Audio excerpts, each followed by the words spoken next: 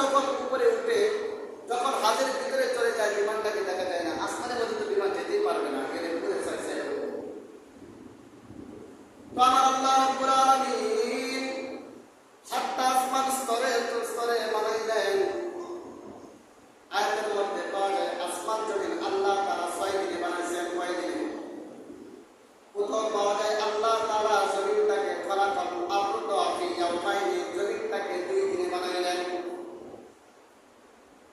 তো আল্লাহ তাআলার কাছে বর্ণনা অনুপাতে আল্লাহ তাআলার হুকুম, যেদিন আসমান জমিন সৃষ্টি করলেন সেদিন থেকে মাস হলো 12টা। প্রথম নাম্বার মাসের নাম হলো মুহাররম মাস। যেই মাসের মধ্যে কারবালা সংঘটিত হয়েছিল, ইনশাআল্লাহ সামনে সপ্তাহে কারবালা নিয়ে আলোচনা করব। যেই মাসের মধ্যে কারবালা সংঘটিত হয়েছিল, যে মাসের মধ্যে আমাদের আদি পিতা আদি মাতা জান্নাত থেকে বের হয়েছিল, যে মাসের মধ্যে আমাদের আদি পিতা আদি মাতা আরাফার ময়দানে পরিচয় লাভ করেছিল, যে মাসের মধ্যে আল্লাহ তাআলা কিয়ামত ঘটাবেন, যে মাসের মধ্যে আল্লাহ রাব্বুল আলামিন বড় বড় প্রকল্প জমিনের মধ্যে কিয়ামতের আগে দিবেন, যে মাসের মধ্যে আল্লাহ রাব্বুল আলামিনের হুকুমে নূহ আলাইহিস সালামের নৌকাটা যখন প্লাবন হয়েছিল, নৌকাটা সেদিন ছিল 10 মুহররম, শুক্রবার দিন ছিল। সেই নিয়ে আলোচনা করব পরে। আমার আল্লাহ রাব্বুল আলামিন এভাবে ধাপে ধাপে 7টা আসমান তৈরি করলেন। নবীজি যখন মক্কা থেকে বের হয়ে যান, হিজরতের সূচনা হয়েছে। 26 মাস আসলে বঙ্গবন্ধু প্রেমিক মানুষগুলো বঙ্গবন্ধুর নাম উচ্চারণ করে আনন্দে আত্মহারা হয়ে যায়, কেউ কান্নাকাটি করে। 21শে ফেব্রুয়ারি আসতে শহীদদেরকে স্মরণ করে মুহররম মাস যখন আসে তখন তো অবশ্যই হিজরতের কথা জানিয়ে আসে। যেই নবীজি দুনিয়াতে আসার আগে দুনিয়াটা ছিল আইয়ামে জাহিলিয়ার, কলকাতার যুগ, বর্বরতার যুগ। সন্তানকে জীবিত, মেয়ে সন্তানকে বাবা জীবিত দাফন করতে পারেন না, আলহামদুলিল্লাহ। যেমন তাহিয়া কলবি আলাইহিস সালাতু ওয়াস সালাম, রাসূল সাল্লাল্লাহু আলাইহি ওয়াসাল্লামের একজন সাহাবী তাহিয়া কলবি, তার একজন মেয়ে হয়েছিল, তিনি ছিলেন সুন্দর, মেয়েটা হয়েছে সুন্দর। তার উপর আউস করে নাম লিখেছে জামিলা, অর্থ হলো সুন্দরী। তাহিয়া কলবি মেয়ে জন্মগ্রহণ করার পর কোথাও চলে গেল, সফরের মধ্যে চলে গেল। 4 বছর হওয়ার পর বাড়িতে এসে দেখে তার একজন মেয়ে, যার নাম হলো জামিলা। জামিলা সুন্দরী মেয়ে, আইয়ামে জাহিলিয়াতের জাহিলিয়াতের মধ্যে, মূর্খতার যুগে, অন্ধকার যুগের মধ্যে মেয়ে সন্তান করে তাকে জীবিত দাফন করে দিত। 4 বছরের মেয়ে তো মোটামুটি বড়সড় হয়ে গিয়েছে। তাহিয়া করবে বাড়িতে আয়সা দেখে তার মেয়ে বড়সড় আব্বা বলে ডাকে, খেলাধুলা করে। এখন তো কি করবে, মেয়েকে তো আর সম্মান দেওয়া যায় না। বর্তমানে কিছু কুলাঙ্গার আছে, যখন মেয়ে হয় তখন তার নামটা ভেঙে যায়। না, এমন পাওয়া যাবে না। উম্মতে মুহাম্মদের মধ্যে এটা থাকা যাবে না।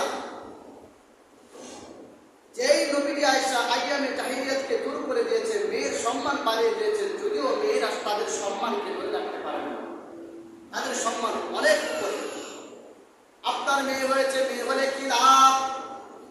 আপনার মেয়ে হওয়ার পর যদি আপনি সন্তুষ্ট থাকা, তার উপর সন্তুষ্টি আছেন, ছেলের উপর তাকে, ছেলেকে মেয়ের উপর প্রাধান্য দেন নাই, মেয়েকে দিনদারিত্ব শিক্ষা দেওয়া, পর্দার পশিদায় রাখা, পর্দার পশিদায় রাখা যখন তাকে বিবাহ দিবেন কিয়ামত পর্যন্ত, আল্লাহ রাসূল বলেন ওই মেয়ের কারণে আল্লাহ তাআলা তার পিতামাতাকে জান্নাত দিবে। শুধু এই কথা বলে না, যার 3টা মেয়ে 3টা জান্নাত। আপনার 3টা মেয়ে হয়েছে, এলাকাতে বের করে দিয়েছেন, এই মেয়ে তারা জান্নাত কেন করতে পারবেন? ওই মেয়ে, যে মেয়েকে আপনি তিনি শিক্ষায় শিক্ষিত করেছেন, পর্দায় পশিদা রেখেছেন। ফাতেমা রাদিয়াল্লাহু তাআলা আনহা, উনি ওনার স্বামীকে বললো, আমার স্বামী, তার স্বামীর নাম হলো আলী।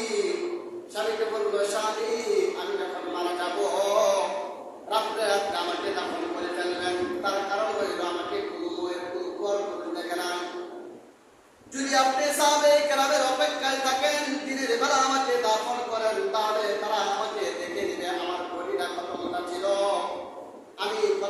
লম্বা ছিলাম, এই জন্য স্বামী গো আপনার কাছে একটা আমার অনুরোধ, আমি যখন মৃত্যুবরণ করবো রাতে রাতে আমাকে দাফন করে দিবেন। বর্তমানে মহিলারা এমনি পর্দা করে না, মরার সময় তার কাপড়ে তার খাটের উপরে কাপড় দেওয়া হয়, কবরে নামানোর সময় কাপড় দেওয়া হয়, এমনি তার পর্দা করে না। কেন?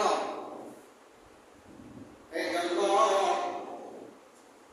পুরো মেয়ের উপর যদি পিতা মাতার সন্তুষ্ট জায়গা থাকে, পর্দা পুছে দেয়, রায়খানি হওয়া যায়, মেয়েটা যদি দিনদারিত্ব যদি তার ভিতরে চলে আসে, আল্লাহ পাকের পেয়ারা বান্দা যদি হয়ে যায়, রাসূল বলেন ওই মেয়ের দ্বারা আল্লাহ তাআলা তাকে জান্নাত দিবেন।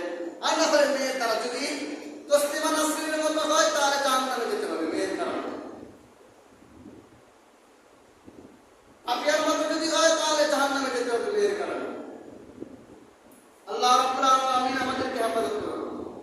তো দাহিয়া কলবি রাদিয়াল্লাহু তাআলা আনহু 4 বছর পর বাড়িতে আয়েশা থেকে তার মেয়ে বড়সড় হয়ে গিয়েছে। এখন কি করবে? আইয়ামে চারিদিকে আপনি মেয়েটাকে দাফন করবে। দাহিয়া কলবি মেয়েটাকে আর দেখতে পারে না, মেয়েটাকে জঙ্গলে নিয়ে গিয়েছে। জঙ্গলে নিয়ে যাওয়ার পর দাহিয়া কলবি গর্ত করতেছে, গর্ত খনন করতেছে, মাটি খনন করতেছে। দাহিয়া কলবি তার মেয়ে জামিলাকে জীবিত দাফন করবে। মেয়ে যেখানে গর্ত খনন করতেছে সেখান থেকে একটু দূরে খেলাধুলা করতেছে ছোট্ট মেয়ে। বাবাকে বলছে, ও বাবা তুমি কি করতেছ? বাবা বলতেছে, আরে একটু পরে তুই বুঝবে আমি কি করতেছি। যখন মাটি খনন করা হয়ে গেল, মাটি খনন করা হওয়ার পর মেয়েকে ডাকলো, আমার মেয়ে দেখা যায় এখানে কি যেন দেখা যায় গর্তের ভিতরে। মানুষদেরকে যে জিনিস তারা এই রূপ দেখানো হয় তারা তো দৌড়ে চলে আসে। ছোট্ট বাচ্চাদেরকে ছোট একটা মজা দেওয়া হয়, তার দৃষ্টিতে বড় হইয়া বড় আকার ধারণ করে। তখন জামিলা বাবার কথা অনুপাতে গর্তের মধ্যে যখন তাকাইল, নিষ্ঠুর বাবা জামিলাকে ধাক্কা দিয়ে গর্তের মধ্যে ফেলে দিল। গর্তের মধ্যে ফেলে দেওয়ার পর তাকে জীবিত থাকা অবস্থায় তার উপরে মাটি দিতেছে। জামিলা বলছে, ও বাবা গো, ও বাবা আপনি আমাকে জীবিত দাফন করিলেন না। জীবনে মানুষের সামনে আপনাকে আব্বা বলে ডাকবো না, বাবা গো আব্বা বলে আর আপনাকে ডাকবো না।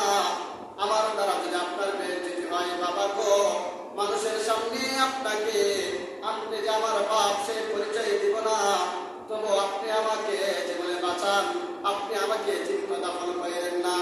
ওই নিষ্ঠুর বাবা তার মেয়ের কথাগুলো না শুনেও তাকে জীবিত দাফন করে দিল। দেখেন জীবিত দাফন করলো মেয়েটাকে।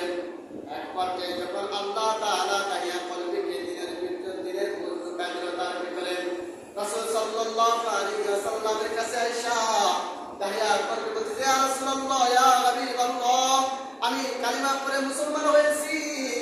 দাহিয়া কলবির পূর্বের কুকর্মগুলো রাসূল সাল্লাল্লাহু আলাইহি ওয়াসাল্লামের কাছে পেশ করল।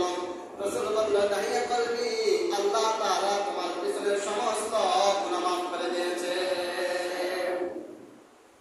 রাসূলের কথা শুনে দাহিয়া কলবি বলল, ইয়া রাসূলুল্লাহ ইয়া হাবিবাল্লাহ আপনি এগুলি কি বলতেছেন? এখনো পর্যন্ত আমার মেয়ে জামিলার কান্নার আওয়াজ আমার কানের মধ্যে করাঘাত করতেছে, আর আপনি বলতেছেন আমার আল্লাহ আমাকে মাফ করে দিয়েছে, মনে হয় না। রাসূল বলল, দাহিয়া রে তোমার আল্লাহ তোমাকে মাফ করে দিয়েছে যখন থেকে তুমি কালিমা পড়লা। দাহিয়া কলবি বিশ্বাস করে না। তখন দাহিয়া কলবি রাসূল সাল্লাল্লাহু আলাইহি ওয়াসাল্লামের সামনে এই ঘটনাটা ব্যক্ত করল। ওগো আল্লাহর রাসূল, আমি যখন আমার মাটাকে আমার মেয়েটাকে জীবিত দাফন করি, মেয়ে বলল, আব্বা গো কত বাবা দেখছি, তোমার মতো নিষ্ঠুর বাবা তো আমি আর দুনিয়ার মধ্যে দেখি নাই। আমার মেয়ের কান্না মাথা কথা বলিয়ে তুমি আমার জানের মধ্যে কানের মধ্যে ঢুকে যেন করাঘাত করতেছে। ও হুজুর আপনি বলতেছেন আল্লাহ তাআলা সমস্ত গুনাহ আমার মাফ করে দিয়েছেন।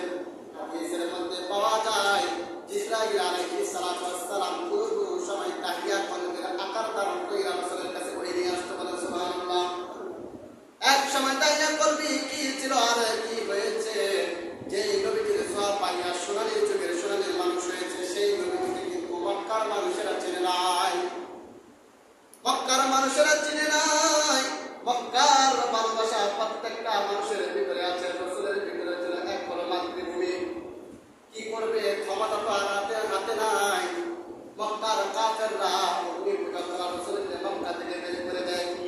পুরোভাবে তাদের সাথে মোকাবেলা করে মক্কার মধ্যে থাকার কোনো ব্যবস্থা নাই। খুবই করুণ কাহিনী, হিজরতের কাহিনী। নবীজিকে যখন আপনি আমার নবীজি দয়াল